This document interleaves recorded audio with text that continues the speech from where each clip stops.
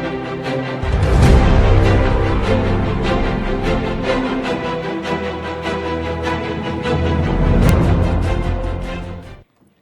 afternoon and welcome to LTCC News. I'm Kendall Burke. And I'm Rose Shannon. We have a full show ahead today, beginning with the ongoing riots in Baltimore. Baltimore issued a citywide curfew on Tuesday night and canceled Wednesday classes in city schools after a number of riots broke out as a result of Freddie Gray's death. Police were hospitalized, cars and buildings were burned, and over 100 people were arrested. President Obama made a statement, quote, saying this is the behavior of criminals and thugs who tore up the city of Baltimore. There's no excuse for the kind of violence that we saw yesterday. 2,000 National Guardsmen counterproductive. And over 1,000 police officers stood on the streets of Baltimore on Tuesday night. While classes were reinstated on Wednesday, the curfew stayed in effect. At least 4,000 people have died in the catastrophic 7.8 magnitude earthquake and aftershocks that hit Nepal this past weekend.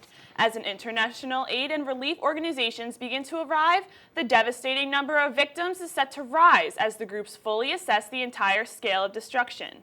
Relief organizations showed up in large groups Sunday and once the Kathmandu's International Airport reopened.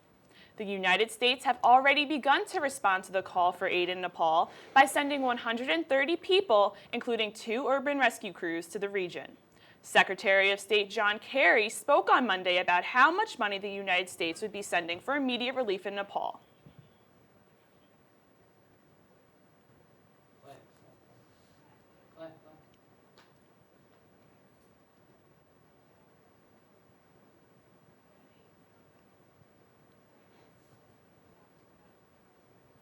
This is in addition to the $1 million Numerous already private provided. U.S. charities So and a organizations total of have also rallied to provide relief.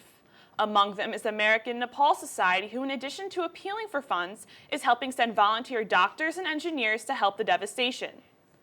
Locals are also jumping in to join the Nepal relief effort. Dr. Lobsang Lungay, a native from Nepal who has a successful practice as a doctor in Dutchess County, has been the head of the charity Himalayan Health Initiative for numerous years. The charity brings together physicians in the New York City metropolitan area to help provide free health care for underprivileged Nepalese people. The organization is currently asking for donations to help fund the aid in Nepal. Another local foundation raising donations for the Nepal relief effort is the Badhavitsu Foundation, started up by Adam Friedenson, also of Dutchess County. The group is partnered with the Himalayan Life Foundation and has already sent over thousands of dollars. On Monday, more than 150 climbers trapped on Mount Everest were rescued. After Saturday's avalanche, climbers had no way off the mountain until a helicopter was able to airlift those seeking shelter at Camp 1. At least 18 were killed in the avalanche, which came as the result of the devastating earthquake that hit Nepal. Relief workers are making continued effort to retrieve those still stranded on the mountain. A new study has Americans questioning whether or not they're smarter than an 8th grader. The Educational Testing Service released a report that says while the United States is certainly lacking in reading skills, we are actually ranked the worst internationally in math literacy. Statistics show that half of community college students and every 1 in 5 students at a 4-year institution are underprepared in math, reading, and writing. Some experts blame college curriculums, noting that unless a student is a math or science major, they stop taking math classes early on in their schooling. It is difficult to predict whether schools will revise their curriculums to push math literacy, or if American students will instead continue to lag behind the rest of the world. We now go to LTCC's John Fernero with an update on the Common Core curriculum.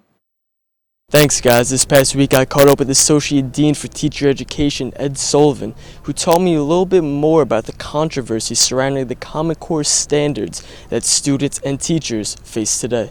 The intent is to try to standardize the content of the curriculum that students should be learning. It's the testing that is causing the controversy, and it's the way testing is being used in New York State is causing the controversy in New York State because it's being used for teacher evaluation. So it's that's the issue. So again, throughout the United States, yes, we have been testing students, but it's the way in which it was implemented in New York State Since 50% of teacher evaluations are based on the Common Core testing, they face a unique situation due to parents taking their kids out of the test. If kids aren't held to these Common Core standards, then teachers are missing out on a good amount of their evaluation. I don't think it's it's not up to the individual teacher. This now has to be decided between the policymakers in the state, the boards of education, and the what they call the unions of the teachers. Those are the bargaining units. So those groups have to come together to come to an agreement of what are you going to do if you had 25, 50% of the students opting out of taking their test. I don't think it's fair. With LTCC News, I'm John Fernero. We have to take a quick break, but when we return, we will bring you an update on the Kenneth Stolle trial. Stay tuned.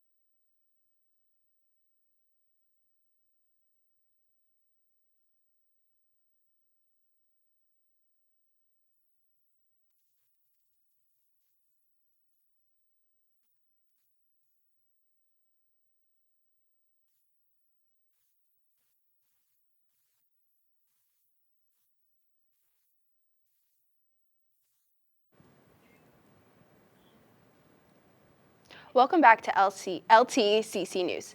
24-year-old Nicholas Hughes has been accused of arson in connection with the brush fire that occurred on April 15th off the Dutchess Rail Trail. The fire took 9 departments and 5 hours to put out. There was no property damage or injuries. Hughes is an East Fishkill volunteer firefighter. He's being charged with first-degree arson, willfully setting a forest fire, and reckless endangerment. The new Hackensack Fire Department was the first to arrive on the scene. Chief Tony Marquez shares his thoughts on the suspect and that day. Sad to see that is the situation,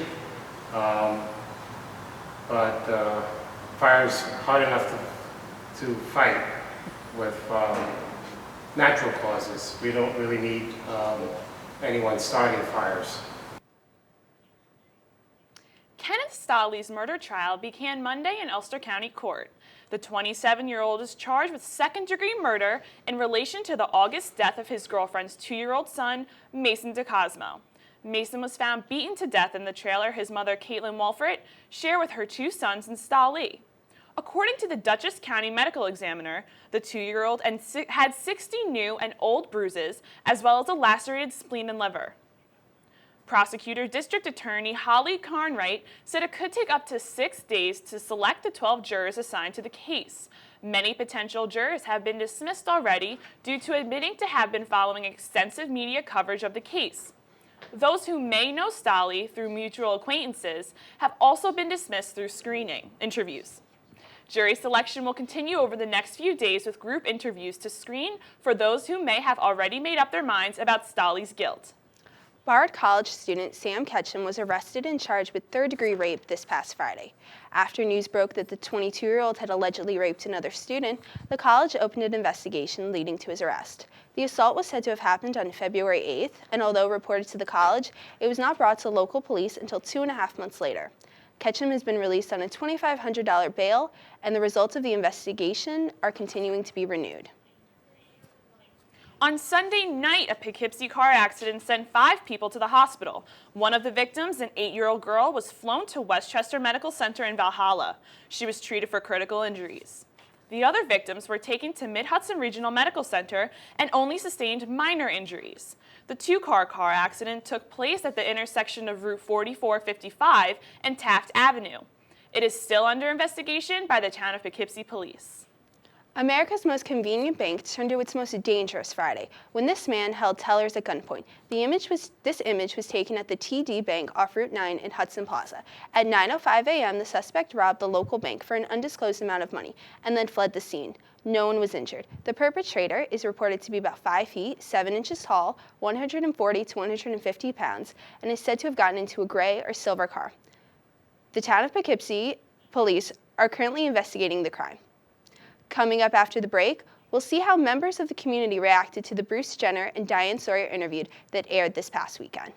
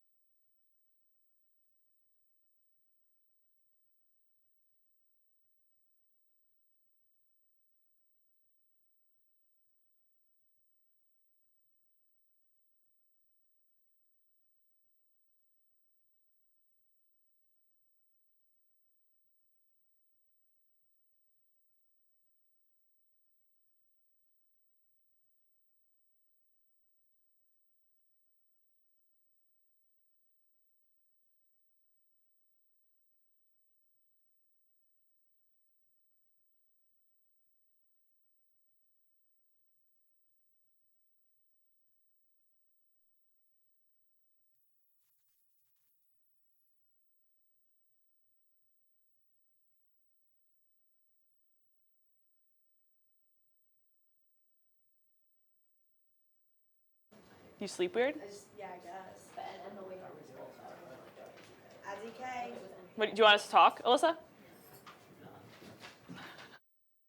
Last year, I was in 5 car accidents when I got rear-ended 4 times, and the 5th was my fault. So I have a bad back and neck. So I'm just always like.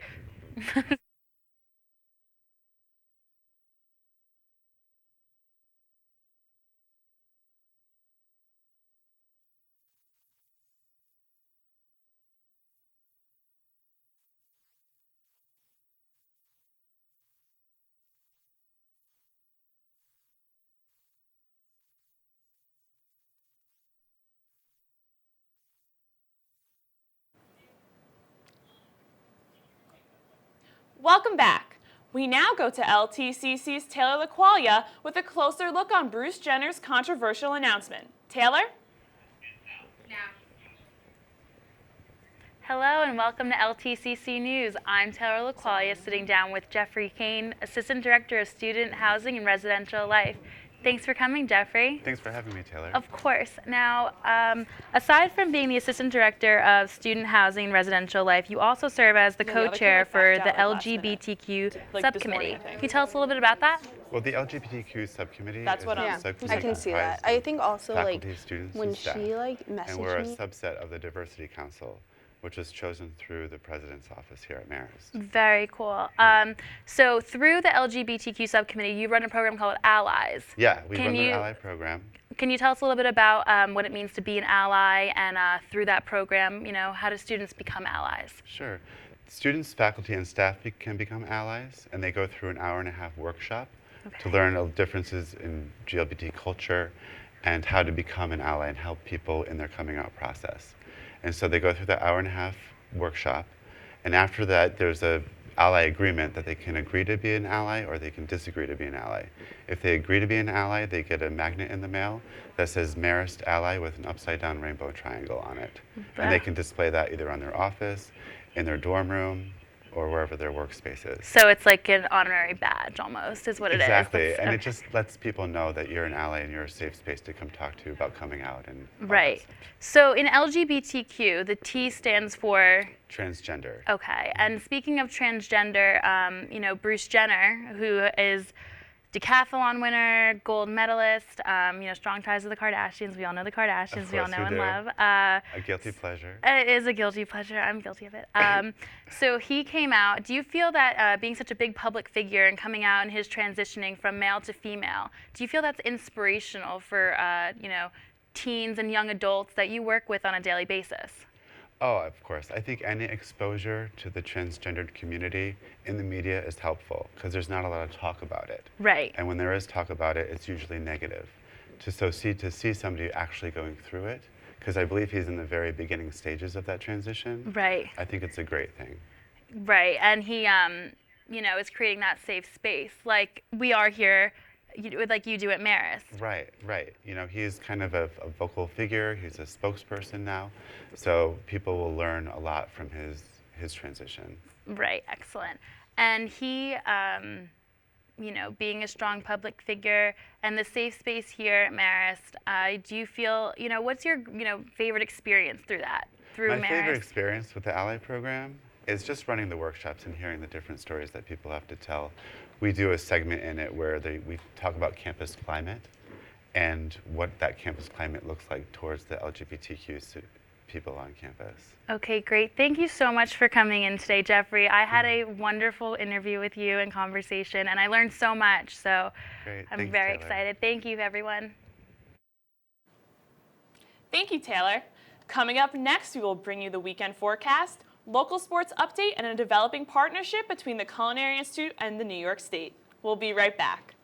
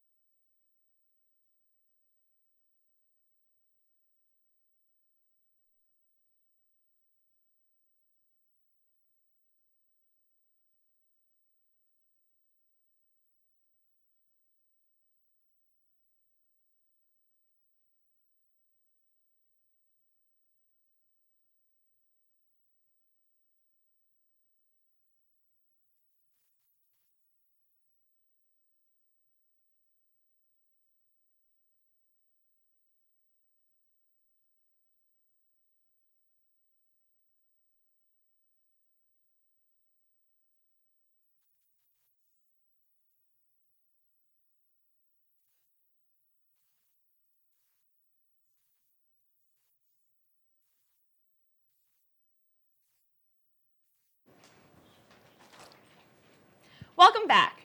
Here at this week's weather update is LTCC's Liz Napey. Liz? Happy Thursday, everyone. I'm meteorologist Elizabeth Napey. As I'm sure you all know, yesterday was one of the most beautiful days we've had in a while. And for the most part, the rest of the week looks great. So let's take a look at today's forecast before you head out the door. So even though the sun isn't shining quite as bright as it was yesterday, the temperature will still be pretty mild today with a high of 66 degrees. But tonight, do not expect any stars as passing clouds will occur and there will be a low of 45 degrees. And as the weekend approaches, the rest of the week, your forecast this weekend, expect temperatures to Expect temperatures to rise into the upper 60s and the 70s. And Monday, we expect to see our first glimpse of summer. Yes. And I'm sure I'm getting anxious for this gorgeous weather to finally arrive. Kendall and Rose, back to you. Thank you, Liz.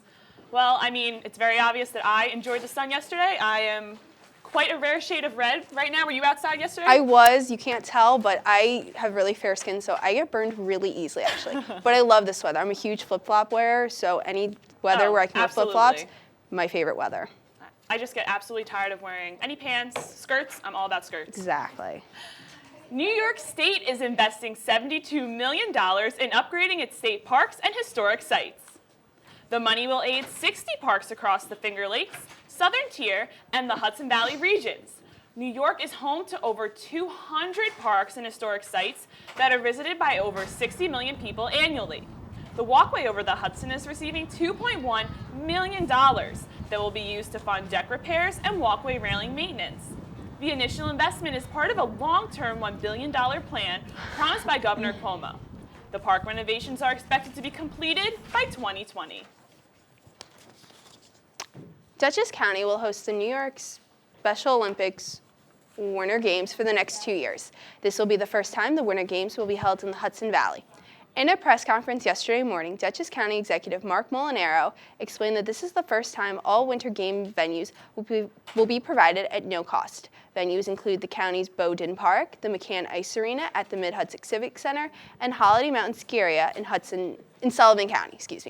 Bobby Wilson, a City of Poughkeepsie man who has competed in the Special Olympics, said, quote, "I am looking forward to having the Olympic Games come to my hometown, my backyard. The Games will take place February 19th to the 21st. Now we go to LTCC's Nicole Musumeci with news and sports. Nicole?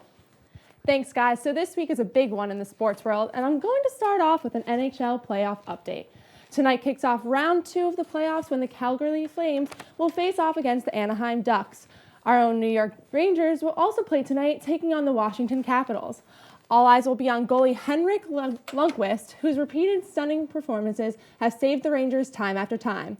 Left winger Rick Nash will also play a huge role in the next few games, as he is currently leading the team in scoring. Taking the ice on Friday will be the Minnesota Wild up against the Chicago Blackhawks, and the Montreal Canadiens versus the Tampa Bay Lightning, who are all hoping to make it one step closer to the Stanley Cup. Moving on to the NBA, 5 teams have secured their spots in the second round of the playoffs. These teams include the Golden State Warriors, the Memphis Grizzlies, the Washington Wizards, the Cleveland Cavaliers, and the Houston Rockets. The Chicago Bulls and the Milwaukee Bucks tip off at 7 tonight, with the Bucks on the brink of elimination, down 3 games to 2. The Los Angeles Clippers and the San Antonio Spurs also play tonight. The series has been close so far, so it looks like it's going to be an entertaining game. Lastly, in NFL news, the highly anticipated 2015 draft is scheduled to begin tonight at 8 p.m., and there is a ton of speculation on which players will be drafted.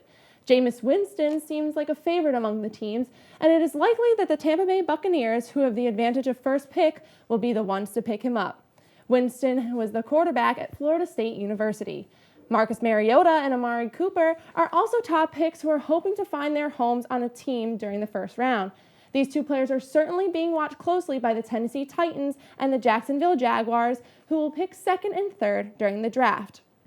Our own Jets are picking 6th and are in need of players to strengthen their offensive line, and also may look to pick up a QB that could carry their team into the next season. The New York Giants will pick 9th, and it is a possibility that they will look to find a defensive and offensive tackle. They could also benefit from a late-round tight end pick to help Larry O'Donnell.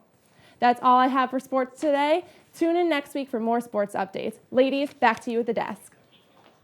Thank you, Nicole. The Hyde Park's Culinary Institute of America is now an educational partner for the state's Taste NY program. Taste NY aims to promote the in-state food and beverage industries, from wine and cheese to fudge and syrup. 3 program themes events are scheduled for this fall at the Culinary Institute. The campus will also hold cooking classes, as well as produce instructional videos featuring New York products. Governor Cuomo announced the partnership on Wednesday, saying, quote, "This partnership will further showcase all our food and beverage industries have to offer." Taste NY has grown substantially since it was launched in 2013, having held 58 events across the state just last year. We now go to LTCC reporter Caitlin LaFaro with the story on how the area chapter of Operation Remodel is making a difference in the life of one local veteran. In honor of National Rebuilding Month, Operation Remodel is spending the day in Hyde Park, not only rebuilding a home, but a life. I was in service for 3 years. I was down in Corpus Christi, Texas during the Vietnam War.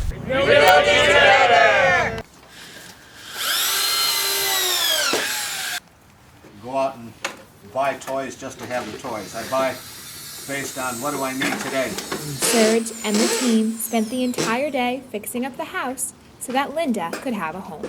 For LTCC, I'm Caitlin LaFaro. Coming up after the break, another reason to love Chipotle. Stay tuned.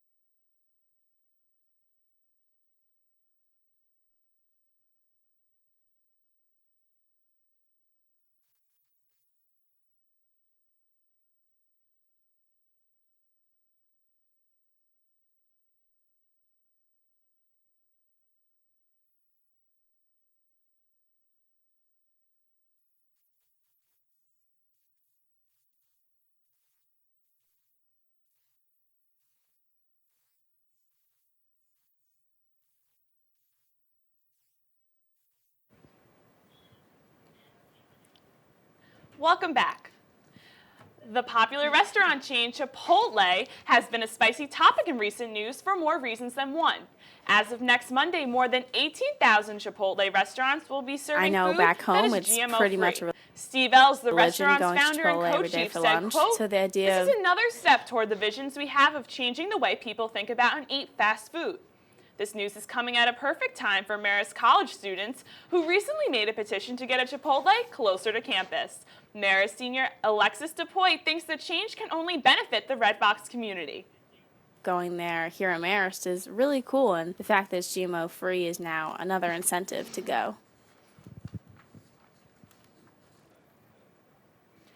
As of now, just over 300 students have signed the petition with the ultimate goal of reaching 1,000 signatures. According to a recent editorial in the British Journal of Sports Medicine, exercise may not be as sweet as we once thought. The authors argue that no matter how much time we spend on the treadmill, we can still be overweight and unhealthy due to all the sugar and carbs we consume. The team stresses that working out does not actually lead to weight loss. A half hour getting your heart rate up can of course contribute to numerous health benefits, but if you are not restricting calories and watching your sugar and carb intake, you will not lose the weight. The editorial found that poor diet even generates more disease than alcohol and smoking combined. The authors stress that when possible, to go with the whole and natural foods, reduce your caloric intake, and don't rely on exercise alone to see results.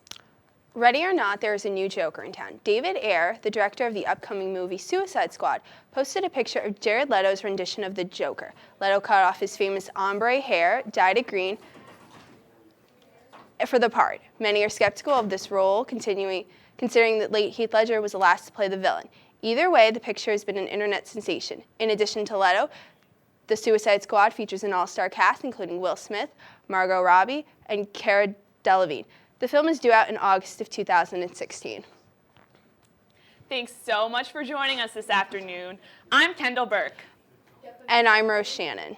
Have a beautiful weekend and enjoy the weather. Thanks for watching. That was so awkward. That was so awkward. There we go.